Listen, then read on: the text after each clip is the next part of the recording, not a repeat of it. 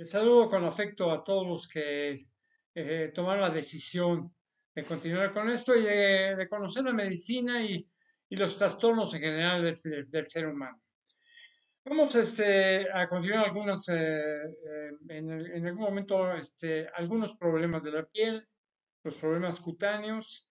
Vamos a entrar después un poco más adelante hacia los pulmones, los trastornos de los pulmones, ¿no? Y algunos tratados de la nariz que puede ser interesante para ustedes. Bueno, vamos a ver el primer trastorno. Se llama eritracema. ¿De acuerdo? Es una infección bacteriana prolongada que generalmente se presenta en los pliegues cutáneos. El origen de todo esto básicamente son la bacteria, la bacteria Corybacterium minucium, ¿ok? Corynebacterium minucium, bueno, más o menos. Los síntomas que van a aparecer en el enfermo es, por ejemplo, parches ligeramente escamosos de color café rojizo, con rojizos, sobre todo con bordes muy bien definidos. Pueden pues, presentar, por ejemplo, una ligera picazón, o sea, una comezón. Los parches se presentan en zonas húmedas, por ejemplo, por ejemplo la ingle, luego la axila, en los pliegues de la piel inclusive. Los exámenes que debe le va a realizar el médico para ustedes o para el enfermo es pruebas de laboratorios de raspados del parche cutáneo. También un examen bajo una lámpara especial llamada lámpara de Wood, una biopsia de la piel inclusive. Otra cosa, lo que hay que hacer es, por ejemplo, restregar suavemente los parches cutáneos con un jabón antibacterial. Inclusive utilizar un antibiótico tópico que se aplica sobre la piel. Y también en caso si el médico lo decide, un antibiótico oral que les va a recetar. Inclusive ya en términos exagerados, pues un tratamiento con láser para reducir la eritracema. ¿De acuerdo? Ahora bien, otro trastorno, erupción cutánea, cutánea, por ejemplo. Las erupciones cutáneas implican cambios en el color, las sensaciones o textura de su piel. El principal origen de todo esto es, por ejemplo, los químicos, básicamente, que se encuentran en productos, no sé, elásticos, por ejemplo, de látex, por ejemplo, y de caucho también. Otra vez, también lo van a encontrar en cosméticos, jabones, detergentes, tintes y otros químicos, o sea, encontrados no sé, en la ropa, la hiedra, roble o sumaque venenoso. Miren, la edad, el estrés, la fatiga van a incidir en esto, ¿de acuerdo? Por ejemplo, la fatiga, luego las temperaturas extremas también, la piel grasosa, el champú poco frecuente y el uso de cremas a base de alcohol. Es probablemente que esto también sea producto de un eczema también, una psoriasis, impétigo, un herpes zóster, de una varicela, de un sarampión, roceola, rubiola, un ensactema, un vírico de manos, pies y bocas. Otra causa más, un eritema infeccioso y escarlatina también, escarlatina. No sé, también pueden incidir medicamentos que les puede afectar o picaduras como mordeduras de insectos, un lupus eritomatoso, artritis reumatoida, especialmente del tipo juvenil, sobre todo, ¿eh? Una enfermedad, por ejemplo, de Kawasaki también. Otras infecciones, por ejemplo, virales, bacterianas o por hongos, ¿sí? Que afecten todo el cuerpo. Bastantito, ¿eh? La erupción cutánea es que es muy amplia, ¿eh? La posibilidad. Y lo que tienen que hacer básicamente es evitar restregarse la piel. Restregarse la piel, ¿de acuerdo? O sea, utilizar, por ejemplo, la menor cantidad de jabón posible. Mire, en su lugar pueden utilizar, por ejemplo, productos de limpieza suaves, ¿de acuerdo? Evitar aplicar lociones o ungüentos cosméticos directamente sobre el sarpullido. O sea, deben utilizar agua tibia, no caliente, ¿eh? Tibia. ¿Para qué? Pues para la limpieza y seque y pueda secar dando palmaditas, por ejemplo. O sea, no froten, no froten, por favor, porque se van a lastimar.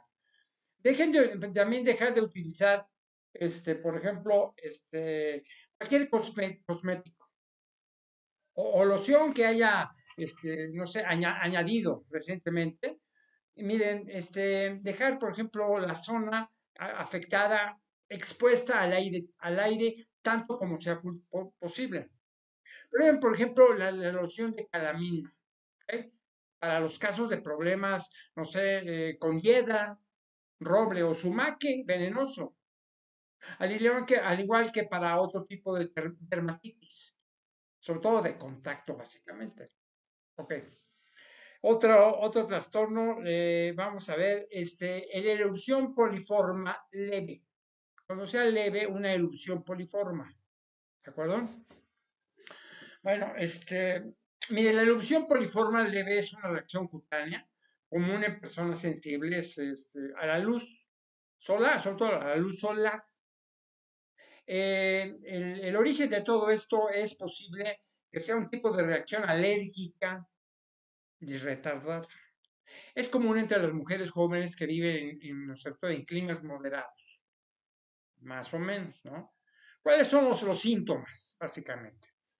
Esta erupción a menudo ocurre en primavera o inicios del verano, por ejemplo, en las partes del cuerpo que se exponen al sol. Los síntomas generalmente aparecen, no sé, al cabo de 1 o 4 días tras la exposición de la luz del sol. Sobre todo presentado pequeñas protuberancias o ampollas, enrojecimiento y también descamación de la piel. También se les va a presentar un comezón o ardor de la piel afectadas, una inflamación e incluso ampollas inclusive. Lo que tienen que usar aquí es básicamente ungüentos o cremas esteroides que contengan vitamina D. Se usan más o menos de 2 o 3 veces al día. Miren, para casos más graves, se pueden usar, por ejemplo, píldoras de esteroides o de otros tipos. Inclusive utilizar una fototerapia, además, ¿no? Miren, lo ideal de todo esto es mejor prevenir que lamentar. Por ello, deben evitar la exposición al sol durante las horas de máxima intensidad de los rayos solares. Tienen que usar, por ejemplo, un filtro solar, también un bloqueador solar de amplio espectro, aplicar cantidades generosas de protector solar con un factor de protección solar de 30, ¿de acuerdo? Otra cosa es aplicar a la cara, a la nariz, las orejas y los hombros también, para que tengan tiempo, por supuesto, para penetrar en la piel. Vuelvan, por ejemplo, a aplicarse después de nadar, ¿de acuerdo? Y cada 2 horas mientras esté en el aire libre. Deben usar, por ejemplo, sombreros para el sol, usar gafas para el sol con protección UV, y usar un bálsamo para los labios con protector solar. Evite la erupción poliforme, ¿de acuerdo? Ok. Vamos a otro trastorno que se llama esclerodermia. Posiblemente ya se los mencioné en algún momento dado, cuando hablo en términos generales de la piel. Pero bueno, voy a revisar un poco eso. Pero esclerodermia. Mire, la esclerodermia es una enfermedad que consiste en la acumulación de tejido similar al cicatricial en la piel y en otras partes del cuerpo también, ¿no? El origen de todo esto es un trastorno básicamente autoinmunitario. Afecta, por ejemplo, a personas de 30 a 50 años, básicamente, de edad. Y aparece, por ejemplo, en las mujeres más a menudo que en los hombres. Los síntomas que van a aparecer es esto. Primero, dedos de las manos y los pies que se tornan azulados o blancos en respuesta ¿a qué? A las temperaturas frías.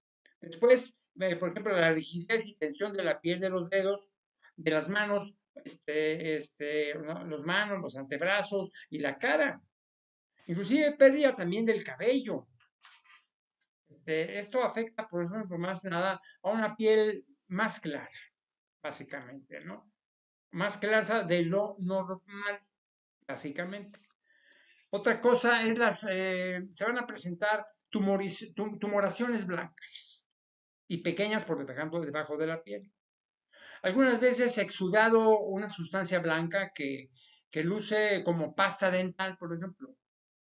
También se le van a presentar las llacas en la punta de los dedos de las manos o de los pies. También una piel facial tensa y con aspecto de máscara. También. Otra cosa es el dolor articular.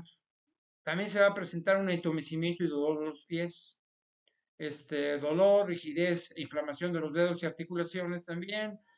Luego después un dolor de muñeca, una tos seca, una dificultad respiratoria, sibilancias, dificultad para tragar, reflujo esofágico, una acidez gástrica, inclusive también una distensión después de las comidas, ¿ok?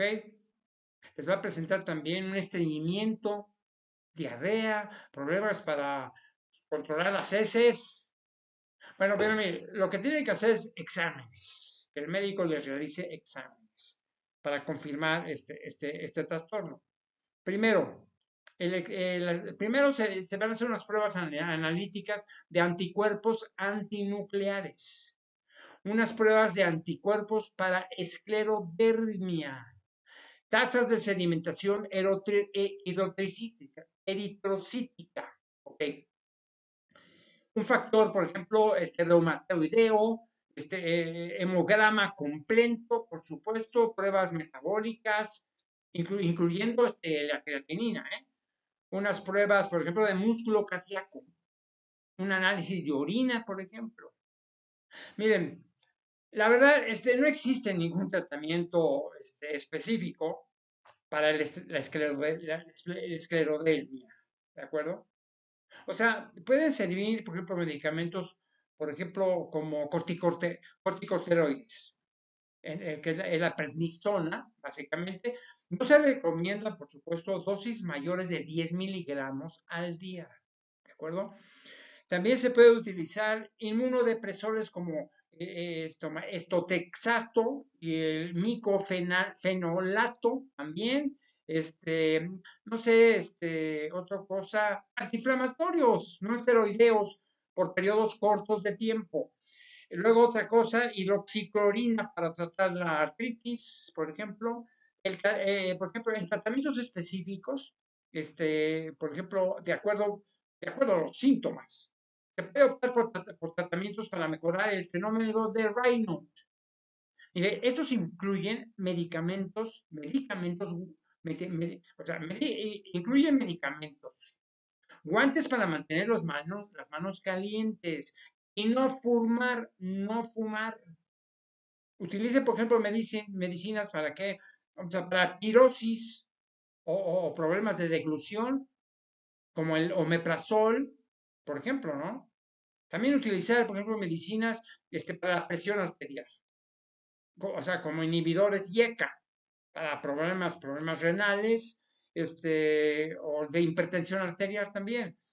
La ototerapia para aliviar el engrosamiento de la piel, otras medicinas para mejorar la función pulmonar, como por ejemplo Bocetan o también el sildenafil. Eso lo va a determinar el médico, pero sí, ya se los comento para que no les den cualquier cosa, ¿de acuerdo?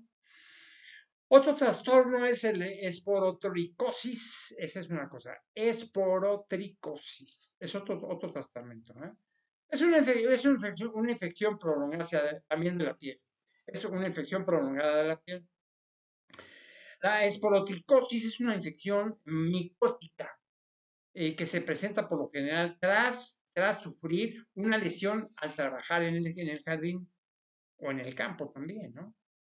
Las esporas que habitan en la vegetación entran en la piel y comienzan a crecer. Tengan mucho cuidado con eso, ¿eh? Y así se desarrolla un hongo que viaja por los conductos linfáticos. Y nada más a dónde. Hasta llegar a la extremidad. También se presentan lesiones granulomatosas a lo largo de los conductos linfáticos, por ejemplo, las cuales se ulceran y después drenan además. Esta condición puede perdurar, por ejemplo, desgraciadamente, muchos años. Imagínense, tienen que tener cuidado de no infectarse, por favor, porque puede durar muchos años. Por supuesto, si no se trata.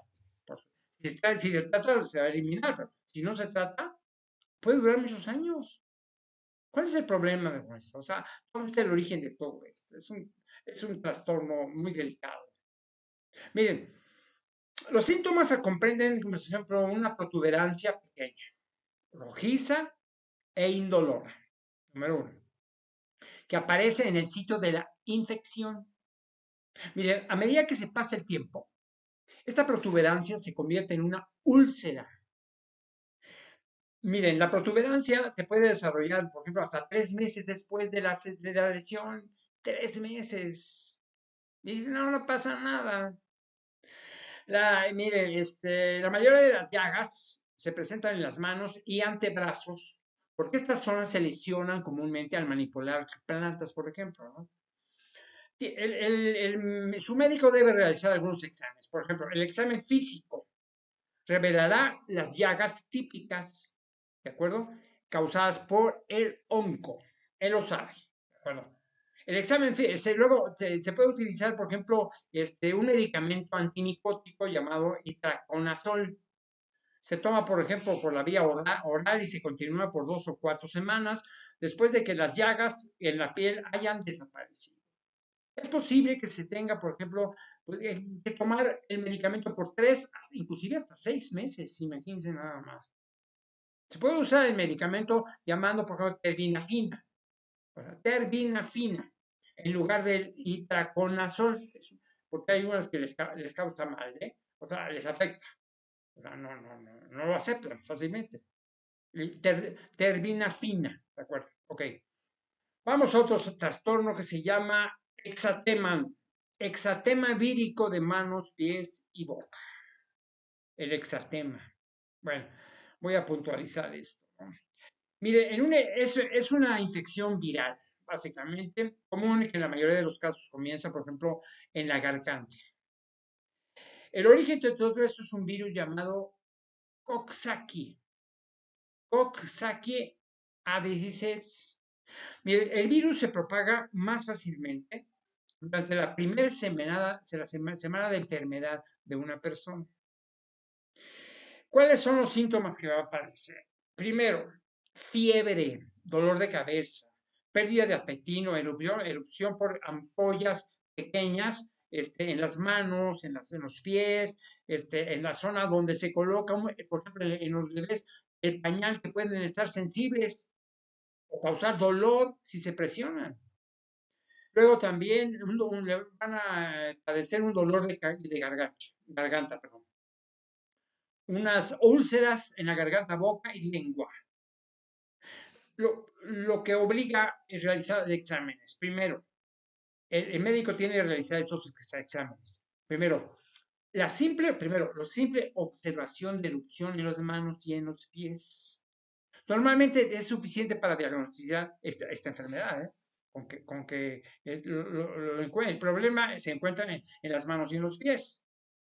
Mire, la opción que va a tomar el médico es, por ejemplo, los antibióticos. Pero es que en realidad los antibióticos no funcionan. Primero, les voy a decir.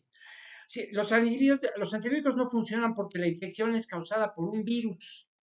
Que no se equivoquen los médicos, ¿eh? No, pues vámonos, antibióticos. No, porque este trastorno lo causa un virus, ¿de acuerdo?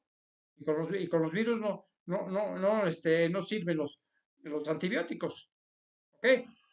Los medicamentos de venta libre, por ejemplo, como paracetamol, el Tylenol o el ibuprofeno, se pueden utilizar ¿para qué?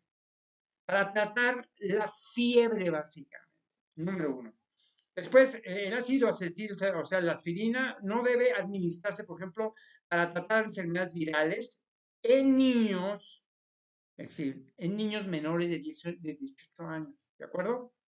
Los enjuagues bucales, por ejemplo, con agua con sal, o sea, una media cucharada o 6 gramos de sal en un vaso de agua tibia, ¿de acuerdo? Pueden servir como calmante para la garganta. Después, otra cosa, tomen mucho líquido, tomen mucho líquido. Si ustedes necesitan líquidos adicionales, como cuando tienen fiebres, por ejemplo, los mejores líquidos son los productos lácteos fríos. O sea, no tomen jugos ni bebidas gaseosas, porque su contenido ácido causa ardor en las úlceras. O sea, no olviden eso, son recomendaciones técnicas. Yo no me las estoy inventando, ¿eh? A mí se me ocurre. No, no, son técnicas que les van a servir. Otro problema de trastorno es la fascitis eosinofílica. La fascitis eosinofílica. Fílica. Okay. Miren, la fascitis eosinofílica es un síndrome en el cual el tejido bajo la piel y encima del músculo, o sea, llamado fascia, se hincha, básicamente. Se inflama y se torna grueso. El origen de todo esto es posible que se deba, no sé, a la acumulación de eosoníferos de los músculos y tejidos, que es un tipo de glóbulo blanco de los síntomas que van a padecer es esto. Primero, sensibilidad e hinchazón en la piel de los brazos, las piernas o en ocasiones en las articulaciones, ¿de acuerdo? La artritis también, también en un síndrome de túnel carpiano, un dolor muscular, una piel gruesa con apariencia arrugada, por ejemplo. Miren, los exámenes que tienen que realizarse son estos, el médico. Un conteo sanguíneo completo con fórmula leucocitaria, ¿de acuerdo? Luego una gamaglobulina, una tasa de sedimentación electrolítica, SR, otra cosa, una resonancia magnética, una biopsia muscular también una biopsia de piel. Eso va a ser muy importante. Y al final van a decidir posiblemente, porque los médicos practicantes lo saben. Yo creo que deben utilizar corticosteroides y otros medicamentos inmunodepresores, por favor. Ok. Vamos a ver ya vamos a hacer la última que tengo yo, pensando, ya de la piel, muchísimo lo de la piel, es la furúnculos. ¿Qué pasa con los forúnculos? ¿De acuerdo? Miren, son infecciones que afectan a grupos de folículos pilosos y tejido cutáneo adyacente. El origen de todo esto son las bacterias Staphylococcus aureus. Por ejemplo, las bacterias u hongos que se encuentran en la superficie de la piel sobre todo. En la cara, el cuello, la axila, las nalgas y los muslos inclusive. Los síntomas que ustedes van a padecer, o el enfermo, una protuberancia del tamaño de un chícharo, ¿de acuerdo? Pero que puede ser hasta el tamaño de una pelota de golf, una cosa así. Lo tengo muy grabado, exactamente. O centros blancos o amarillos también. Una diseminación a otras áreas de la piel, por ejemplo, no sé, o fusión con otros forúnculos también, unos forúnculos. También les va a aparecer, por ejemplo, un enrojecimiento en la piel alrededor del forúnculo, ¿ok? Se tienen que hacer exámenes. para comprobar esto. Puede, o sea, por ejemplo, un cultivo con el fin de buscar estafilococo u otras bacterias. Eso es básicamente, ¿eh? Un cultivo con el fin de buscar estafilococcus o otras bacterias. Mire, los forúnculos pueden sanar. ¿Qué cosas, verdad? Por sí solos. ¿Después de qué?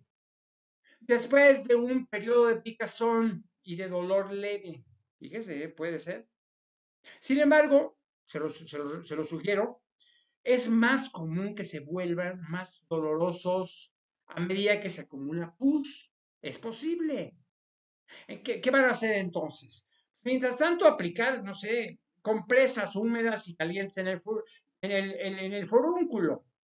O sea, inclusive varias veces al día para acelerar, no sé, para acelerar el tratamiento, ¿no? Acelerar el drenado, por ejemplo, ¿de acuerdo? Y la curación, sobre todo. Nunca debe apretar el forúnculo, no aprieten el forúnculo, ni tratar de cortar para abrir en casa. No, no, no, olvídenlo. ¿Saben qué? Pues si lo hacen, entonces puede diseminar la infección. ¿De acuerdo? Deben de seguir, por ejemplo, aplicando compresas húmedas y calientes sobre la zona después de que el furúnculo se abra, ¿no? Por supuesto. Otra cosa, pueden utilizar, ahí sí ya el médico va a participar, en utilizar antibióticos por vía oral o también por inyección, si el forúnculo es grave, sobre todo, o si reaparece. Entonces el médico tiene que decidirlo, tiene que hacer un análisis y va a decidir primero recetarles antibióticos por vía oral o untada, pero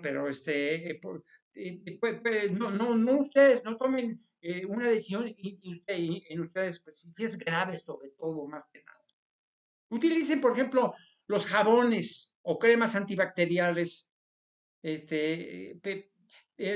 les voy a decir, sí lo pueden utilizar, pero no son de mucha utilidad. ¿Por qué no son de utilidad? Una vez que el forúnculo ya se ha formado, ya no son útiles. Tómalo en cuenta eso, la verdad, ¿para qué van a hacer una decisión que no va a ser realmente la apropiada? Bueno, entonces, bueno, miren, vamos a empezar algo nuevo, que también es muy delicado también. Los trastornos de los pulmones, tan importantes los pulmones. O sea, les voy a manejar de manera el sistema respiratorio, básicamente la nariz y el olfato, sobre todo, ¿no? Muy importante. ¿Cuáles son los trastornos de los pulmones? El primero es el edema. De alguna manera ya les había comentado algo, pero les voy a puntualizar muy bien, ¿eh? ¿Qué es el edema? El edema es una acumulación anormal de líquido en los alveolos pulmonares, que lleva a que se presente dificultad ¿para qué? Para respirar. Los síntomas en un edema es, por ejemplo, expectorar sangre, ¿de acuerdo? O toser sangre, por ejemplo, ¿no? O espuma con sangre. Es una dificultad para respirar al acostarse, por ejemplo, ¿no? No, ortopenia, se llama ortopenia. Se puede notar, por ejemplo, la necesidad de dormir con la cabeza levantada o usar, por ejemplo, almohadas adicionales. Van a tener, por ejemplo, una sensación de falta de aire, por ejemplo, o asfixia inclusive, ¿no? O si esta sensación lo despierta y lo hace sentarse y tratar de tomar aire, se denomina disnea paroxística nocturna. Disnea paroxística nocturna. También se van ustedes a percibir, por ejemplo, sonidos roncos, de gorgoteo o silbantes con la respiración e incapacidad. O sea, van a tener una incapacidad, no sé, para hablar en oraciones completas. O sea, ¿debido a qué? Pues a la dificultad para respirar, inclusive. Van a tener, por ejemplo, ansiedad o inquietud, una disminución en el nivel de lucidez mental, o sea, un nivel de conciencia. También van a presentar una hinchazón en las piernas, una piel pálida, sudoración excesiva, por supuesto. Inclusive, puede presentarse una insuficiencia cardíaca congestiva. Inclusive, puede ser que algunos medicamentos también les va a afectar terriblemente. Inclusive, una exposición a grandes alturas, por ejemplo, una insuficiencia renal también, o arterias estrechas que llevan la sangre a los riñones. Inclusive, no sé, van a dañar el pulmón causado ¿por qué? Por un gas tóxico o una infección grave, una lesión mayor. El edema, si ustedes sienten este tipo de síntomas, vayan con el médico, por favor, y les haga totalmente todo un análisis completo de su problema para evitar las cosas que están produciendo su problema. Otro trastorno de los pulmones es la hemoptisis. Hemoptisis. La expectoración de esputo hemoplotoico o la sangre fresca, o sea, procedente del aparato respiratorio, sobre todo, más concretamente en la zona subglótica, eso es lo que se produce en la hemoptisis. Básicamente, el origen de todo esto básicamente, ¿de dónde procede todo esto? De una bronquitis, por ejemplo. Una bronquitis, una tuberculosis, una bronquioticiatesias, por ejemplo, una fibrosis quística, absceso no sé, del pulmón, una neumonía inclusive, o sea, en particular por Klebsiella, sobre todo una Klebsiella, o sea, también se va a presentar, por ejemplo, una embolia pulmonar aséptica, inclusive, por ejemplo, no sé, cáncer de pulmón, posiblemente un cáncer de pulmón. También, por ejemplo, células escamosas, adenocarcinoma, células de la vena, adenoma bronquial, un tromboembolismo pulmonar. Otra cosa que les puede aparecer, una estenosis mitral en el corazón, una insuficiencia ventricular izquierda, por ejemplo. Además, se puede tener un origen, pues, no sé, de un traumatismo traqueobronquial, incluida la inclusión de cuerpos extraños y contusión pulmonar. Otra cosa es, por ejemplo, bronquiolitis, ¿no? Bronquiolitasis, por ejemplo, una fístula también, broncovascular, incluyendo, por ejemplo, una hipertensión pulmonar primaria, básicamente. Otra cosa es la malformación arteriovenosa, también, ¿qué otra cosa? Un síndrome de Eisenberg, eso es un síndrome de muchos, una hemocedilernosis pulmonar idiopática, inclusive otro más, la vasculitis pulmonar, incluida granulomatosis de Wegener, inclusive el síndrome de Gott-Pasteur, o ya de Aperdis, pues trastornos del tejido conectivo, son bastantes, Bueno, ustedes dirán, me siento así, de este investigador de ciencias médicas, digo que yo podía sentir en los pulmones esto, y yo podía tener esto, entonces ya su médico de confianza pues, los va a analizar, los va a hacer un estudio total y completo de su cuerpo y va a decidir qué es lo que, les conviene. ¿De acuerdo? Ok, vamos a ver con otro trastorno que se llama adenoides. Una adenoides con hipertrofia adenoidea. ¿De acuerdo? Así es, una adenoides con hipertrofia adenoidea. Es una patología de adenoides que puede ir asociada, por ejemplo, a la adenoiditis.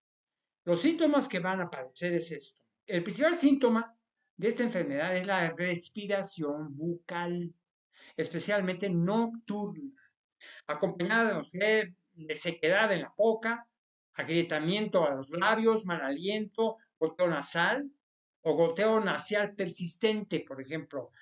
Otra cosa que les va a aparecer, unas infecciones del oído frecuentes, ronquidos, inquietud durante el sueño o apnea del sueño intermitente. Bueno, ya les dije síntomas, ¿eh? Digamos, la cosa del problema pulmonar sí debe de ser, siempre tiene ir un médico, ¿eh? Aquí no es de que vete una pastillita, no, no, ¿eh? Son los pulmones. O sea, yo les estoy dando los síntomas, el posible trastorno, cómo sucede y por dónde. Y ustedes, si sienten así, ya saben que lo que pueden tener. Entonces van al médico, un médico capaz y honesto, por supuesto. Bueno, otro, rápido, les voy a decir, hay una afección pulmonar que se llama adenovirade, que parece que los dije, no, viridade, es adenoviridae, ¿de acuerdo?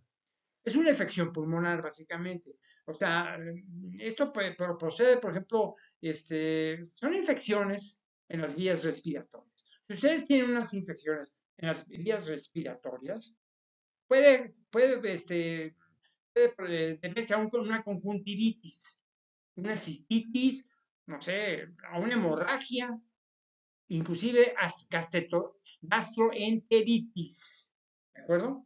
Bueno, nada más así, ¿no? O sea, básicamente cuando hay una infección, ¿no? Otra cosa es una infección nasal. Vamos a una infección nasal. Vámonos porque digo, la nariz implica también los pulmones. La infección nasal con portadores, por ejemplo, nasales, que tiene aureus, por ejemplo. El principal reservorio del Staphylococcus aureus son las fosas nasales. Noción que es muy importante tener en cuenta desde la perspectiva epidemiológica. La principal vía de transmisión nosocomial de Staphylococcus aureus, que es resistente a meticilina, a la SARM, son las manos, ¿ok? Sin embargo, por ejemplo, se ha estudiado poco el hecho de que como portadores generalmente se moviliza la bacteria en la mucosa nasal. Sí, se va a mover la bacteria. También se sabe que los portadores nasales de un gran número de Staphylococcus aureus tienen un riesgo de 3 a 6 veces mayor de sufrir infecciones por este germen que los que no tienen sus fosas colonizadas, por supuesto, ¿no? O presentan una carga bacteriana escasa también, ¿ok? Se puede utilizar, por ejemplo, un ungüento de muporicina, se llama, es un ungüento de muporicina, exactamente. Luego, también un jamón de clorexidina, ¿de acuerdo? Otros casos, por ejemplo, las cepas estudiadas fueron sensibles a la combinación de trimetroprima, sulfametoxazol y otro también la mupirocina tópica, con excepción de 3 cepas. Estas medidas son útiles nada más, apenas en forma transitoria. Si ustedes tienen una infección nasal que tiene portador nasal como aureus, vayan con su médico de mayor confianza. Porque no es simple resolverlo así, ¿no? Tómense esta cosita, no. Yo sí les sugiero vayan a su médico, ¿de acuerdo? Otro trastorno es la nariz con sinusitis, es clásico, la nariz con sinusitis. La sinusitis está presente cuando el tejido que recubre los senos paranasales se hincha o inflama o ocurre como resultado de una infección. ¿Por qué? Por virus, por hongos o por bacterias. Vayan al médico para que les recete un antibiótico. Por favor, ¿eh? Aquí no hay de dónde, ¿eh? vayan con su médico para que les recete un antibiótico para la sinusitis. Ellos ya saben mucho. Hay muchos que lleguen con sinusitis, ya saben qué hacer dependiendo de la edad y todo para darles no sé, una receta medicando apropiadamente. ¿De acuerdo? Bueno, otra cosa que tiene un problema con la nariz.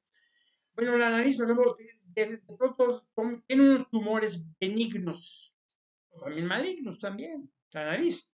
Miren, este tipo de tumores crecen a partir de células anormales del interior de la cavidad nasal o de los senos paranasales. Existen básicamente, no sé, unos dos tipos de tumores, los benignos y los malignos, definitivamente, ¿no? Los tumores benignos tienen una mejor evolución, por supuesto, ¿no? Benignos. Y son más sencillos de curar. Por ejemplo, los tumores malignos son más destructivos localmente. Así es, ¿eh? Son destructivos localmente. Requieren un tratamiento médico o inclusive de quirúrgico más complejo. Por esto, ustedes van a sentir esto, los que están enfermos. Frecuente y siempre del mismo lado, de aquí o de acá. Una obstrucción nasal progresiva, especialmente si la obstrucción ocurre en un solo lado. También otra cosa, el rinorrea o salida del moco, especialmente si es de un solo lado, nada más, y con fetidez. Tomen en cuenta eso, que huela muy mal, que tenga muy mal olor de un lado, ¿de acuerdo? Dolor en la cara, por ejemplo, las algias faciales, por ejemplo, es también abultamiento en la cara o en el paladar.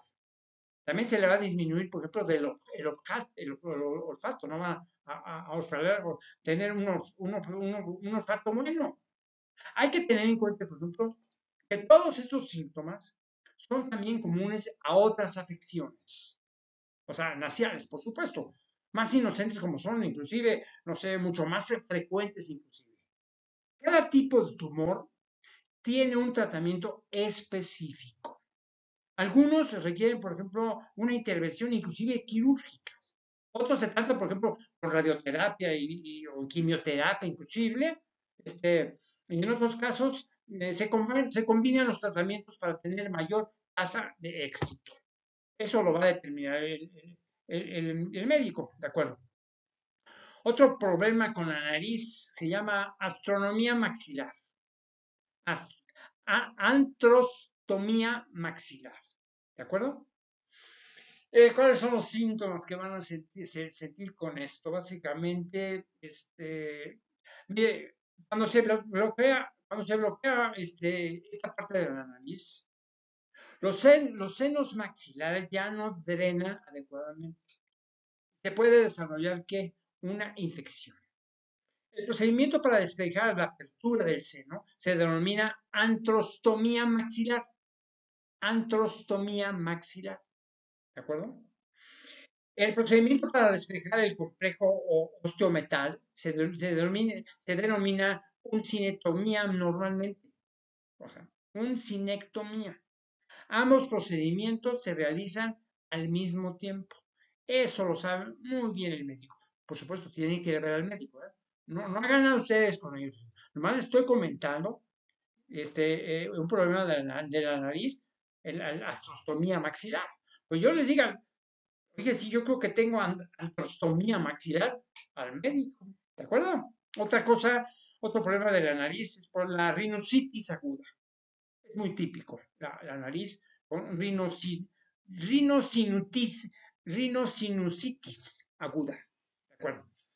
Generalmente va precedida de una infección viral, que es la principante, básicamente, ya que la inflamación aguda produce una obstrucción en la zona de drenaje de las cavidades paranasales, nada más. Se les va a tapar los dientes, ¿no? La nariz, por supuesto, ¿no? Y luego, luego, en general, por ejemplo, el médico, ¿qué es lo que va a decir el médico? ¿No?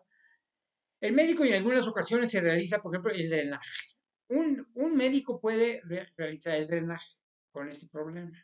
van a un médico y les va a drenar, por supuesto.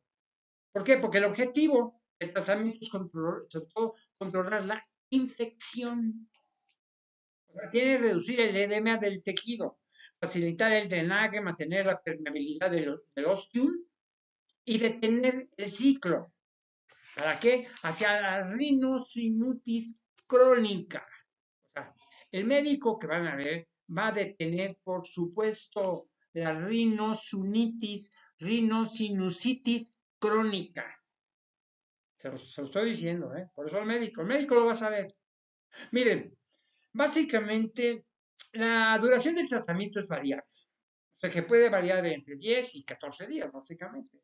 De preferencia en 14 días si los síntomas son muy importantes. El antimicrobiano de elección que vaya a recetar el médico puede ser la amoxicilina, por así, en dosis de 50 a 80 miligramos por kilo, ¿no? Básicamente, al día. En los niños, fraccionado cada 8 horas. Por ejemplo, en el caso de los adultos, se recomiendan 750 miligramos cada 8 horas. Por ejemplo, el antimicrobiano de segunda línea es la amoxicilina más el ácido clavulánico o cefuroximo, ¿de acuerdo? En general, mire, los macrónidos no tienen buenos resultados en esta patología. También se pueden utilizar, por ejemplo, como segunda o tercera línea, las quinolonas. Las quinolonas. Son descongestionantes tópicos, básicamente, como por ejemplo la oximetazolina. Se puede utilizar la oximetazolina, pero solo por 5 días, ¿eh?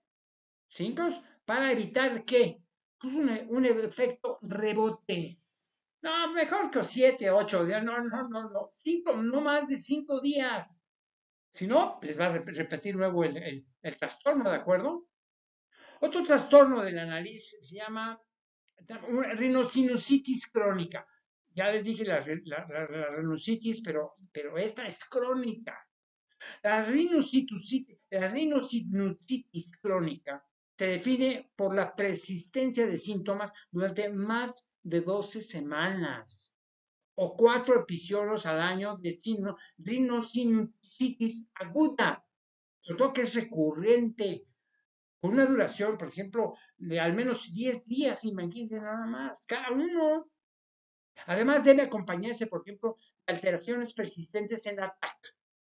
Luego de 4 semanas de tratamiento médico, sin que haya tenido una infección aguda, interrecurrente. Se pueden utilizar, por ejemplo, no sé, antimicrobianos. Por un lado, unos descongestionantes orales también. Bueno, el médico lo va a decir, ¿eh?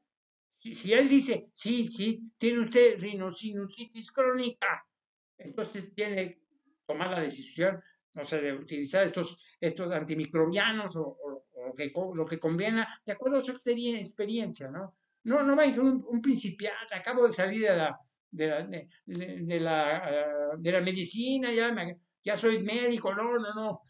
La verdad, requieren mucho examen y mucha práctica, sobre todo. Entonces, vaya con un médico, no pasa que esté viejito, o lo que sea, sabe más, ¿de acuerdo? Otro problema, otro trastorno de la nariz es, por ejemplo, la rinitis. Es típica la rinitis. ¿Qué se trata la rinitis? Es una inflamación del revestimiento mucoso de la nariz. Los síntomas van a presentarse, por ejemplo, rinorrea, ¿de acuerdo? Estornudo, prurito, o sea, un picor, una nasal, congestión, el drenaje, secreción de esto. Luego la postnasal, por ejemplo, postnasal. También un picor nasal, una producción de moco acuoso y líquido, además de estornudos frecuentes, ¿eh? Importante. Miren, si el médico explora el interior de las fosas nasales, podrá observar que la mucosa de los cornetes está enrojecida, inflamada o también con una coloración violácea, ¿eh? muy característica. El médico lo va a detectar. Mire, la inflamación produce, por ejemplo, como les dije, enrojecimiento en la garganta también. El paciente puede presentar además los ojos congestionados, que cuecen y lagrimean con profusión, puesto que toda la mucosa de la nariz está congestionada básicamente. Exactamente. El paciente no puede, por ejemplo, respirar libremente, totalmente, y con facilidad. Por lo que no es de extrañar que la mucosa de los senos maxilares y frontales están también congestionados. Básicamente, el tratamiento debe iniciarse con corticoides. Ese es mi punto de vista. En las rinitis no alérgicas, por supuesto.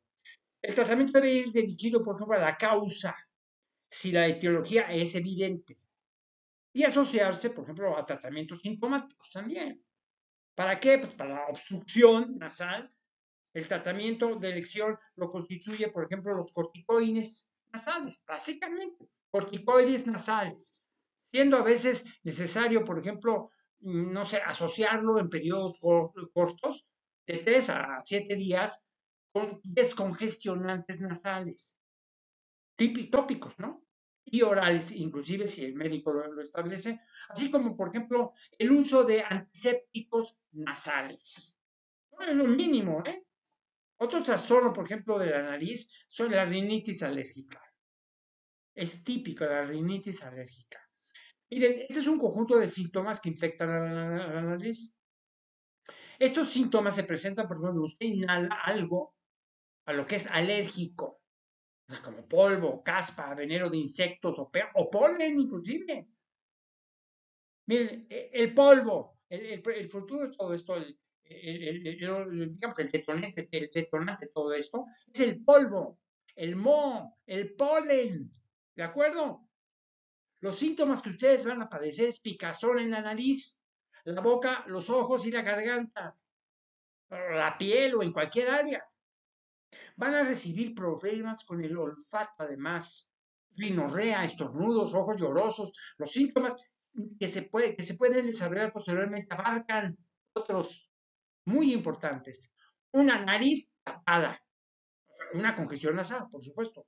Una tos, oídos tapados, una disminución del sentido del olfato, otra cosa, un dolor de garganta también, círculos oscuros debajo de los ojos, inclusive hinchazón debajo de los ojos, ya más grave, ¿no? Una fatiga, irritabilidad, un dolor de cabeza, imagínense nada más. Bueno, miren, los síntomas pueden ser esos.